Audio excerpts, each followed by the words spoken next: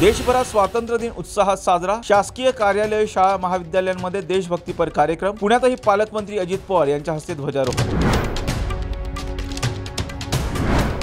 राज्यातील महिलांना लाडकी बहीण योजनेचे पैसे मिळण्यास सुरुवात। 14 ऑगस्ट ते 17 ऑगस्ट दरम्यान मिळणार योजनेचा लाभ। लाभार्थी महिलांचा आनंद गगनात मावेना।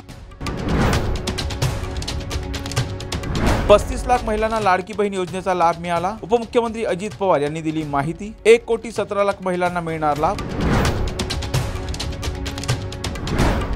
लाडकी बहीण योजनेचे पैसे मिळण्यास सुरुवात। पैसे त्वरित बँकेतून काढून घ्या, अन्यथा भाजप परत घेईल। खासदार सुप्रिया सुळे यांचा भाजपाला टोला।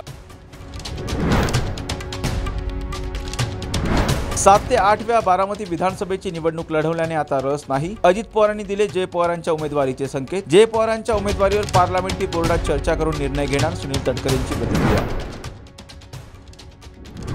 अजित पवारांच्या बोलण्याचा चुकीचा अर्थ काढला गेला। अजित पवार नक्कीच निवडणुकीला सामोरे जातील, सुनील तटकरे यांची प्रतिक्रिया। माहिती जागा वाटपावरून रस्सीखेच सुरू। धाराशिव जिल्ह्यातील विधानसभेची एकही जागा सोडणार नाही। आरोग्यमंत्री डॉक्टर तानाजी सावंत यांचं मोठं विधान। राष्ट्रवादी अजित पवार गटाची जनसन्मान यात्रा पुण्यात दाखल। उपमुख्यमंत्री अजित पवार यांच्या उपस्थितीत यात्रा मार्गस्थ। कार्यकर्त्यांच्या गर्दीसह यात्रा वडगाव शेरीमध्ये दाखल।